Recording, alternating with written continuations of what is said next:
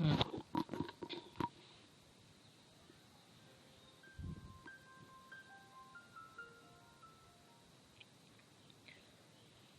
Everyone, मैं हूं विशाल वर्मा और स्वागत है आपका मेरे यूट्यूब चैनल बेसिक लर्निंग्स पर।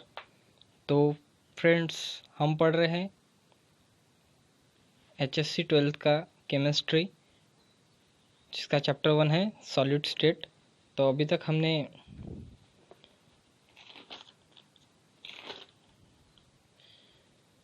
प्रॉपर्टीज़ पढ़ चुके थे हम क्रिस्टलाइन सॉलिड के, और उनके क्लासिफिकेशन वगैरह पढ़ चुके थे।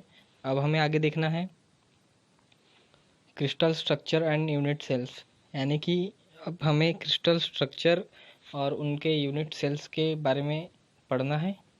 तो चलिए शुरू करते हैं।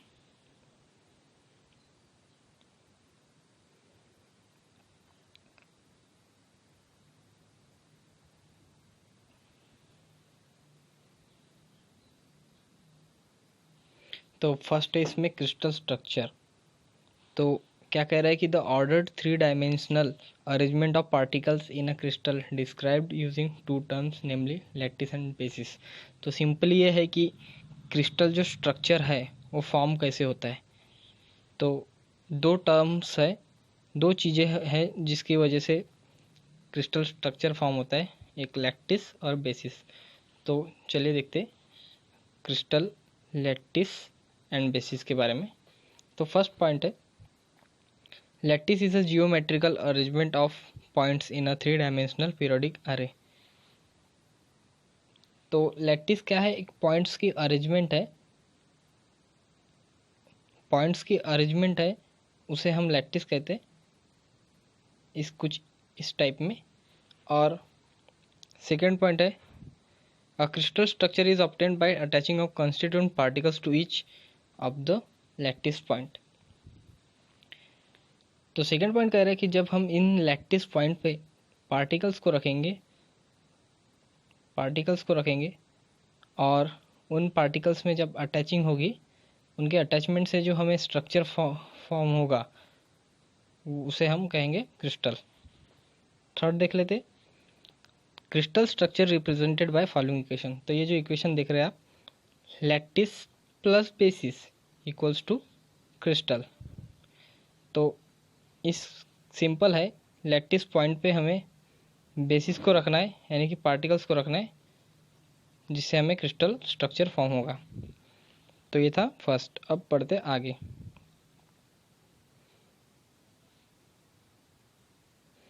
तो नेक्स्ट है यूनिट सेल। तो यूनिट सेल क्या है, the smallest repeating structural unit of crystalline solid is called unit cell. तो सिंपली जो क्रिस्टलाइन सॉलिड है उसके जो स्मॉलेस्ट रिपीटिंग स्ट्रक्चरल यूनिट जो है, स्मॉलेस्ट जो पार्ट्स है से यूनिट सेल, उसे हम यूनिट सेल कहेंगे। तो उसमें का फर्स्ट पॉइंट है, the space lattice of crystal is of 3 dimensional basic pattern. This pattern is repeated in 3 dimension to generate entire crystal. तो इसमें क्या कह रहा है कि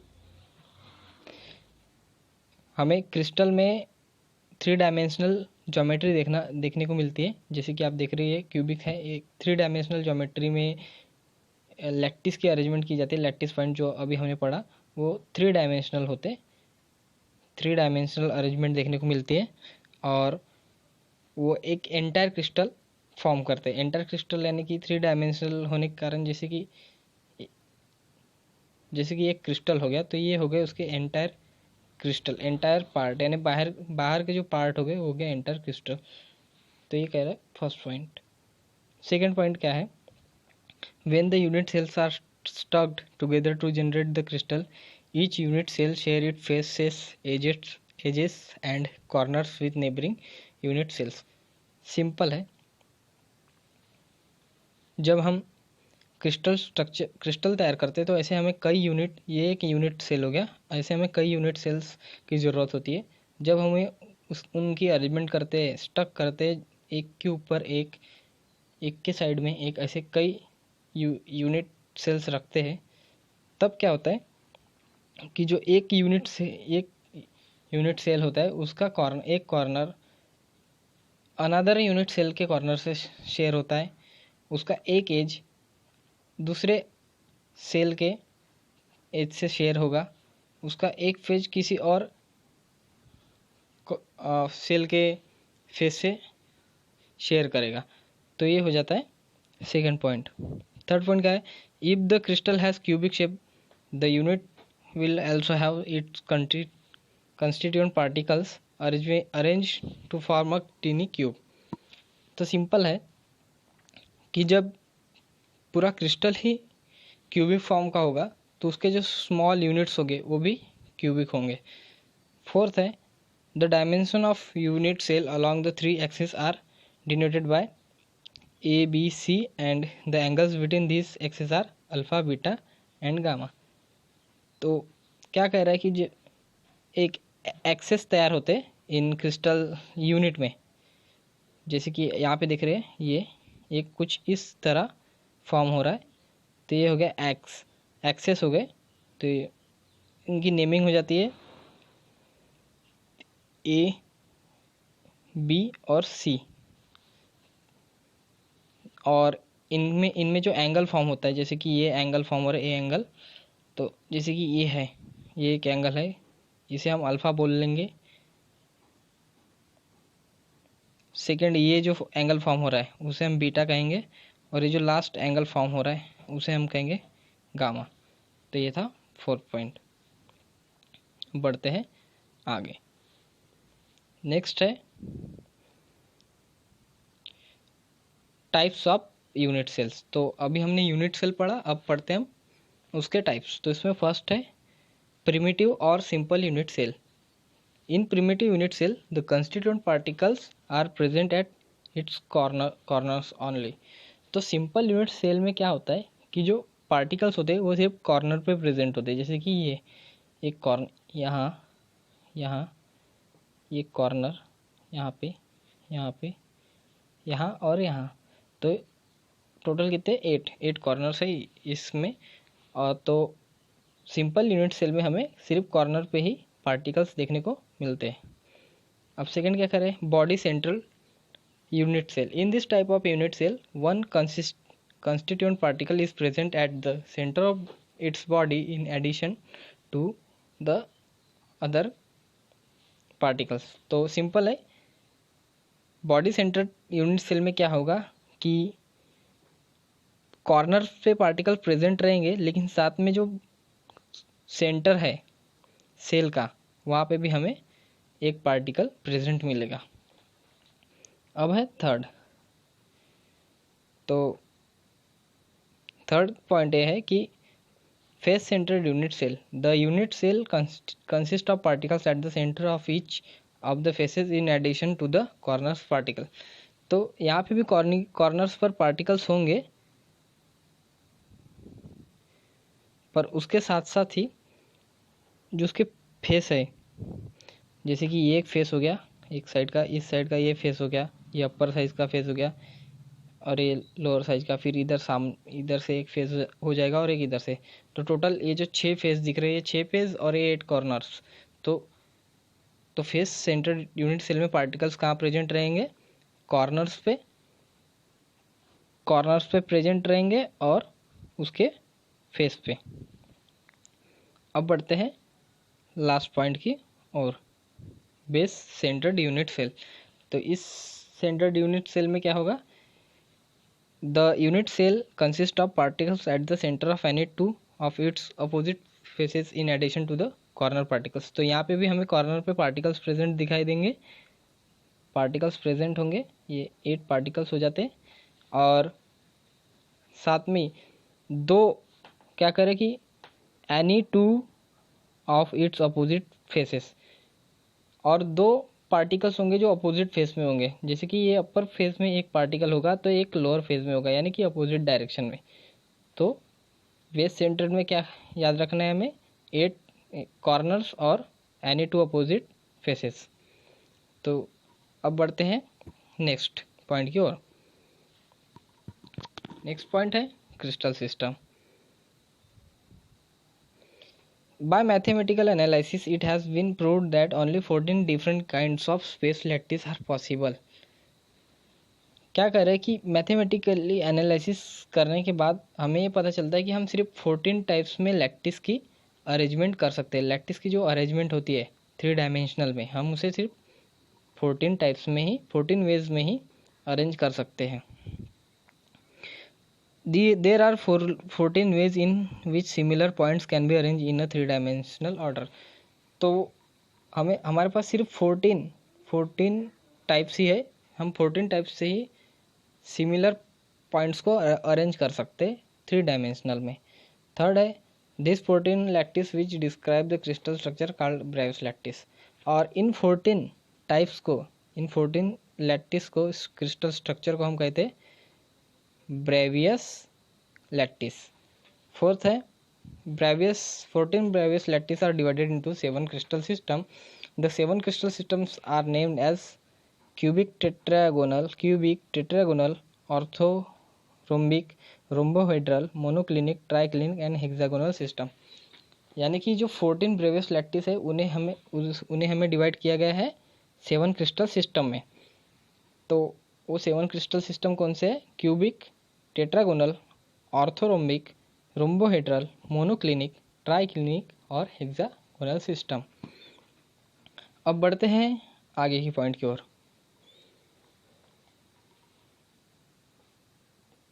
इसमें हमें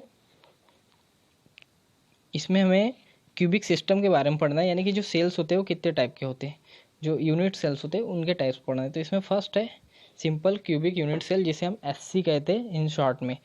तो इसमें हमें 8, इसके पहले ही पढ़ा कि हमें 8 कॉर्नर्स देखने को मिलेंगे। सेकेंड होता है बॉडी सेंटर क्यूबिक सेल। हमें यहाँ पे 8 कॉर्नर्स, आप देख रहे हो डायग्राम में, 8 कॉर्नर्स प्लस एक सेंटर में एक पार्टिकल प्रेजेंट होगा, ठीक है। थर्ड है face centre cubic unit cell. इसमें 8 कॉर्नर्स पे 8 पार्टिकल्स और जो 6 फेजेस है, जो अदर फेजेस है, जितने भी फेजेस होंगे वहाँ पे हमें पार्टिकल्स प्रेजेंट दिखाई देंगे। तो फ्रेंड्स ये था क्यूबिक सिस्टम और उसके टाइप्स। नेक्स्ट है numbers of particles in unit cells. तो फ्रेंड्स अभी हमने यूनिट सेल के टाइप्स पढ़े, तो उन 3 टाइप्स पढ़े। तो इन 3 टाइप्स में हर टाइप में हमें कितने पार्टिकल्स देखने को मिलते हैं वो देखना है। तो जैसे फर्स्ट था primitive simple cubic unit cell यानी कि एससी। तो इसमें हमें 8 कॉर्नर्स पे 8 पार्टिकल्स मिलते थे। तो क्या है फ्रेंड्स कि जब ये जो यूनिट सेल है, जब हम इनका क्रिस्टल स्ट्रक्चर फॉर्म करते हैं तो हमें अदर्स यूनिट सेल इसके साथ मिला लेते, स्टैक कर लेते हैं, इनके अरेंजमेंट करते हैं, एक के ऊपर एक रखते या साइड में ऐसा अरेंजमेंट करते। तो तब क्या होता है कि जब एक कॉर्नर जो होता है वो अदर 7 यूनिट सेल के साथ शेयर होता है, ठीक है। तो उससे इक्वेशन क्या बनता है? उससे इक्वेशन ये बनता है कि 8 में से जो 8 पार्टिकल्स होते हैं उनमें से एक कंट्रीब्यूट करता है खुद के सेल्स में। तो इक्वेशन ये होता है कि 8 में से सिर्फ एक कंट्रीब्यूट करता है। तो हमारा फार्मूला इस तरह होगा कुछ 1/8 × 8, यानी कि 8 में अब 8 कॉर्नर में से एक कंट्रीब्यूट कर रहा है तो उसे हम मल्टीप्लाई कर देंगे 8, तो क्या आ जाएगा = 1। यानी कि हमें सिंपल क्यूबिक यूनिट में हमें एक पार्टिकल मिलता है, ठीक है। अब बढ़ते हैं हम आगे। इसमें फ्रेंड्स ये है बॉडी सेंटर क्यूबिक सेल, जिसे हम शॉर्टकट में बीसीसी कहते हैं। तो इसमें सिंपल है, पिछले में हमें एक पार्टिकल मिला था, यहाँ पे भी 8 कॉर्नर्स है। 8 कॉर्नर्स है, तो ये 8 कॉर्नर्स में से एक जो होगा वो अदर 7 के साथ शेयरिंग करेगा, तो सिर्फ एक ही कंट्रीब्यूट हो जाएगा, ठीक है। तो ये एक कंट्रीब्यूट होगा। फिर इसमें जो होता है body centre cubic unit cell में एक एडिशनल होता है जो कि सेंटर में होता है, तो वो किसी के साथ किसी के साथ शेयर नहीं होता। तो 1 1 + 1 हो जाएगा 2। तो फ्रेंड्स ये फार्मूला हो जाएगा बीसीसी में, यानी कि हमें बीसीसी में कितने पार्टिकल्स मिलते हैं? 2 पार्टिकल्स मिलते हैं बीसीसी में। बीसीसी में हमें 2 पार्टिकल्स देखने को मिलते हैं। अब है आगे,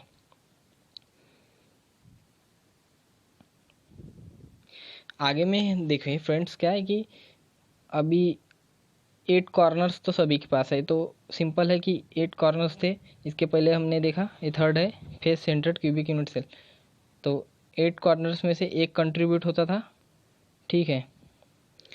अब ये है face centred cubic unit cell, तो इसमें जितने फेज है, जैसे कि 6 फेज है, यहाँ पे 6 पेजेस होते। इन 6 फेजेस में से जो 2 फेजेस होते हैं उनमें से सिर्फ एक ही कंट्रीब्यूट करता है। तो यानी कि टोटल कितने फेजेस हो गए फ्रेंड्स? टोटल फेजेस हो जाते 6। दो में से एक कंट्रीब्यूट कर रहा है और टोटल फेजेस है 6। तो इसका कुछ कैलकुलेशन करेंगे तो इसका हो जाएगा फ्रेंड्स 3, ठीक है। जैसे कि 2 में से एक कंट्रीब्यूट कर रहा है तो टोटल 6 है, तो टोटल 6 में से कितने कंट्रीब्यूट होंगे? 3। तो फेजेस में से हमें 3 कंट्रीब्यूट मिल रहे हैं और ये जो कॉर्नर में से हमें एक मिलेगा, इज इक्वल टू कितना हो जाएगा? 4। तो फ्रेंड्स हमें face centred cubic unit cell में हमें कितने पार्टिकल्स मिलते हैं? हमें मिलते हैं 4 पार्टिकल्स।